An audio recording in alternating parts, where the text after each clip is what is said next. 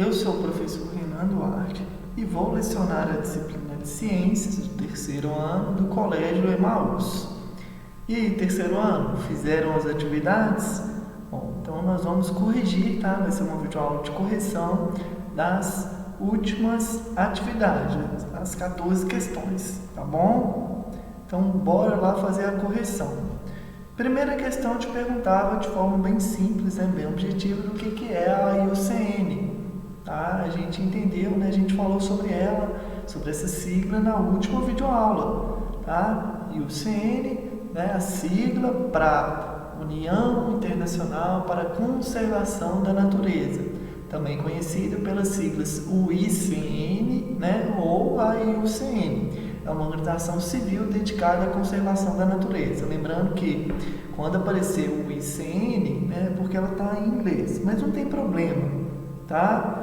É importante a gente dizer que é uma união, né, de vários pesquisadores, vários cientistas de todo o mundo, por isso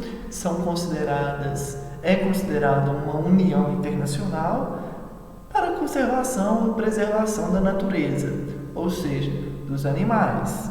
Eu preservo a natureza, eu preservo os animais, preservo as plantas e todos os seres vivos de modo geral. Beleza? Né? Então tá aí os dois principais livros que a IUCN, né, desenvolve. Né? O livro internacional, tá? Aí conhecido no mundo inteiro, pesquisadores no mundo inteiro, e tem o livro vermelho brasileiro, né, produzido pelo ICMBio. Lembram? É claro que quem produz o brasileiro é o ICMBio, mas com base, né, nos critérios lá da IUCN. Bom, questão 2, tá? Eu te perguntava o que é a função, a sua importância. Por que é importante existir esta união internacional?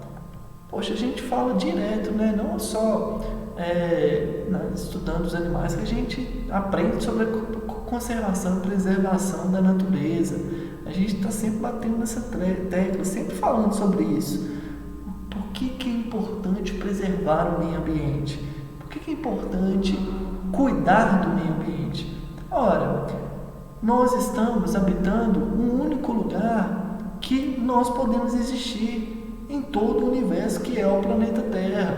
Então, a partir da hora que a gente preserva a natureza, o meio ambiente, nós estamos preservando o nosso habitat, o nosso planeta Terra. Né? Porque só aqui que a gente encontra oxigênio na atmosfera, né? Só aqui que a gente tem condições de plantar alface, plantar tomate, plantar vários alimentos, né? Então, preservando, né? A IUCN, quando ela faz os estudos, né? Os pesquisadores levantam lá os estudos, falam que o leão, o rinoceronte, restam somente 100, 200, 300 animais. Quando esses estudos vão surgindo, vão fazendo com que toda a sociedade perceba a importância desses animais vivos, né? E se eu percebo em algum momento que tem 100 rinocerontes só no mundo todo, né? Cria um alerta. Poxa, o rinoceronte ele não pode extinguir, pois assim como as formigas, né, os grandes felinos, os mamíferos, desempenham um papel no meio ambiente, né? Ele vai ser importante para o meio ambiente. Então, devo preservá-lo. Se aquele animal está sendo extinto, ele está ameaçado de extinção, ele não está extinto ainda não. Se aquele animal, né, ele está sendo extinto, está acabando, né, devemos falar sobre isso para que empresas, né, os nossos governantes invistam, né, criam medidas, estratégias para evitar que esse animal seja extinto. O que ele vai fazer? Construir um criadouro específico para aquele animal, um criadouro legalizado, tá? Construir como se fosse um zoológico. O zoológico ele é aberto à visitação, tá? Mas criar mesmo um ambiente de conservação para aquela espécie, tá? Ou seja, onde ela vai receber muita disponibilidade de alimento, né? Muito alimento para ela se alimentar, onde ela pode se reproduzir, e se ela está se reproduzindo, o que está acontecendo? Novos filhotes. E isso é extremamente bom, porque se está nascendo filhote, né, está aumentando o número de animais, e isso evita a sua extinção, tá? Então, por que ela é importante? Extremamente importante para manter a conservação e preservar o meio ambiente, preservar os nossos animais. E se estamos preservando os nossos animais, estamos preservando a natureza, estamos preservando o planeta Terra. Bom, questão 3, então, te pergunto o que é o livro vermelho. O que é esse livro vermelho? Tá? Como a gente viu aí na última videoaula, né? Temos 2, tá? Podemos citar 2. O internacional, ou seja, presente em todos os países, animais de de todo o mundo, tá? Vão estar descritos nesse livro vermelho. E o livro vermelho brasileiro, tá? Lá de 2018, da fauna brasileira ameaçada de extinção. Existem até os mais recentes, pessoal. 2018 foi só um dos, mas como a gente viu na última aula, eles vão sempre se atualizando, tá bom? Todo ano eles divulgam um livro vermelho diferente, tá bom? Onde vai estar descrito ali as espécies ameaçadas de extinção. Bom, respondido a questão 3. A questão 4 te pergunta quais são as categorias criadas pelo IUCN. O que são essas categorias? Aquelas que a gente viu, né? Se um animal está ameaçado, tem 3 tipos, né? Ele pode estar vulnerável, em perigo ou criticamente. Eles estão ameaçados, só que de forma vulnerável. Tenho poucas espécies, ele está ameaçado, só que um número vulnerável ali, né? Eu não tenho, por exemplo, um casal só de onça pintada. Se eu tivesse, por exemplo, um casal, se existisse, exemplo, tá? Hoje, existe somente um casal, um macho e uma fêmea de onça pintada no Brasil. Provavelmente ela estaria criticamente ameaçada, porque só tem 2 indivíduos, só tem 2 onças. Não é vulnerável. Vulnerável seria se eu tivesse 50 animais. Né? 50 animais. Está ameaçada, pois existiram muito mais, 300, 500 onças pintadas. Né? Então, esses são os critérios de ameaçado: vulnerável, em perigo ou criticamente, pouco preocupante, né? LC, NT, mais ou menos preocupante. Todas essas 2 aqui, não estão ameaçadas. Ameaçadas são só essas 3. E, por último, essas 2, extinto. W é extinto na natureza, ou seja, aquele animal foi extinto na natureza, não ocorre mais na natureza. Ele vai estar somente presente em zoológico, em criadouros comerciais, né? Em locais legalizados, né, pela lei, ou seja, pessoas que podem criar esses animais no intuito de soltá-los posteriormente no meio ambiente, tá? Geralmente esses criadouros e até mesmo alguns zoológicos, tá, pessoal? Alguns, eles têm esse intuito, essa função de reproduzir alguns animais, tá? Eles reproduzem esses animais em cativeiro, tá? É o que a gente chama de animais cativos. Animais cativos são aqueles animais criados em um tipo de cativeiro, tá bom? criadouro comercial, né? E eles se reproduzem ali, tá? Vamos supor, vamos voltar no exemplo da onça pintada. Existiam 2 onças pintadas em todo o Brasil, tá? Eles pegam essas 2, um macho e uma fêmea, levam para um criadouro, um cativeiro. Lá eles começam a reproduzir a onça pintada, né? Aí em uma primeira gestação nascem 3 filhotes. Então de 2 passamos para 3, né? Aí em uma segunda gestação, né, nascem mais 3 filhotes. Tínhamos 2, nasceram 3, ficamos 5. Na segunda gestação vem mais 3. Então olha só, 8 onças pintadas. Viu que está aumentando? Isso só é possível dentro desses ambientes. E posteriormente, quando chega em um número razoável, eles fazem a soltura novamente aí, né? Eles soltam esses animais no meio ambiente. Então é uma medida que pode evitar o processo de extinção. E por último é o extinto. Então, respondendo a questão, temos um pouco preocupante, as 2, ameaçado, os 3 que a gente já falou, W e X, que são a extinção. Questão 5. Te pediu para citar pelo menos uma espécie que vai se enquadrar aí em cada critériozinho, né?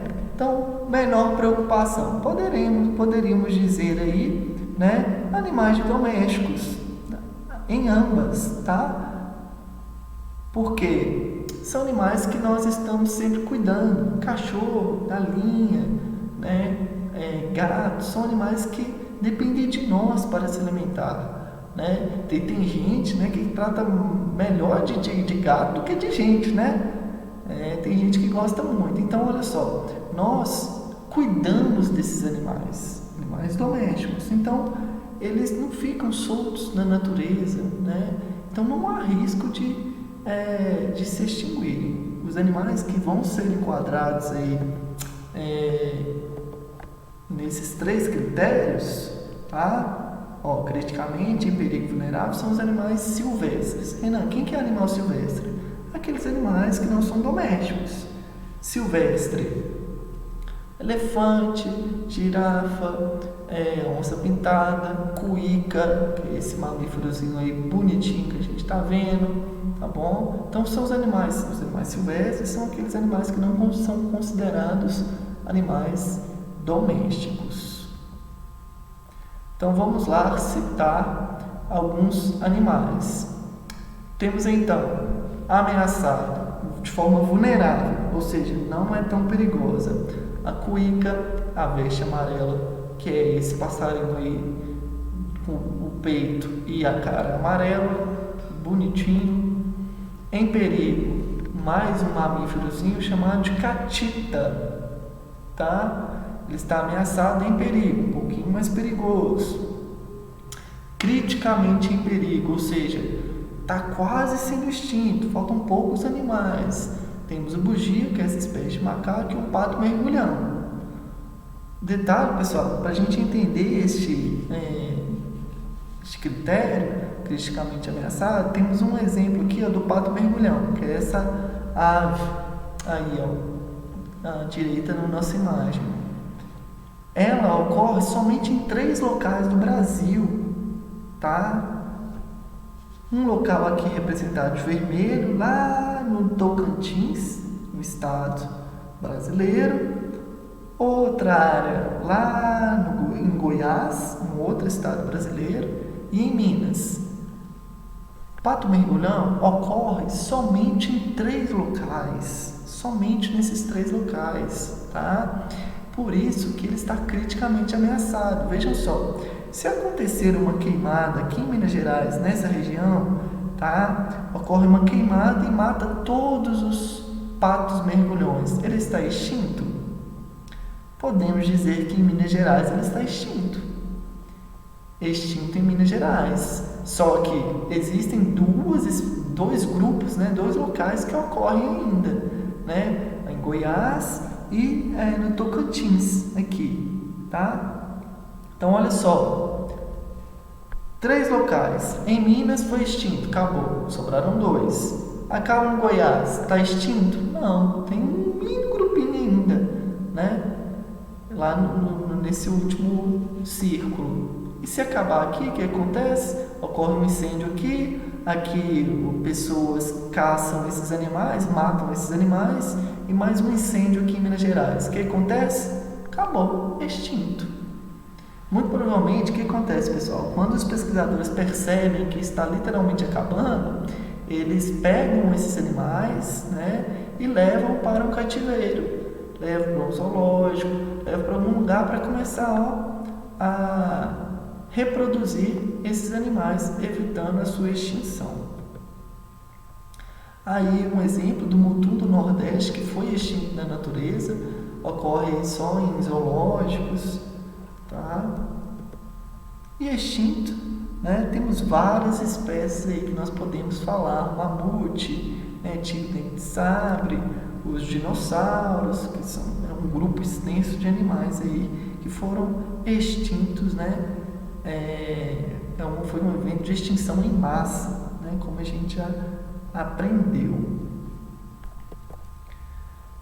E a última pergunta, né?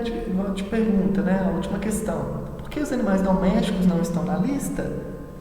Bom, pessoal, então percebam que antes de a gente responder essa questão, como que dá para a gente confundir alguns conceitos. Animais em extinção. Aí, ó, se a gente fizer uma busca no Google, escrever animais em extinção, vai aparecer essa lista: onça pintada, lobo-guará, panda gigante, baleia-fim. Esses animais estão em extinção? O que está de errado aí? Ameaçados de extinção. Eles não estão em extinção. Existe onça pintada ainda, lobo-guará. Então, só para a gente recapitulando, fazendo um resuminho, uma coisa é animais ameaçados de extinção e outra coisa é animais em extinção, tá bom? E os animais domésticos não estão na lista porque nós cuidamos dele. Nós damos alimentação, nós damos casa, proteção, né? E eles não correm risco de morrer como os animais silvestres correm e sofrem com incêndios florestais, né? Com caça ilegal e entre outros eventos, tá bom? Aí mais alguns exemplos, né? Aí o rato é considerado também um animal assim. Algumas espécies são considerados domésticos, né? O camundongo, tá? Hamster, rolinha. Alguns conseguem se adaptar ao ambiente urbano, pois eles se alimentam de várias coisas que existem nas cidades. O rato é um exemplo clássico dele, né? É muito comum a gente ver rato lá no centro da cidade. É um animal doméstico? Não necessariamente, tá bom? Mas eles conseguem sobreviver aí dentro das cidades. Bom, pessoal, finalizamos então a correção de hoje, tá bom? Espero que vocês tenham entendido, tenha sido produtivo, bons estudos. Até a próxima videoaula e lembre-se sempre, juntos no caminho certo.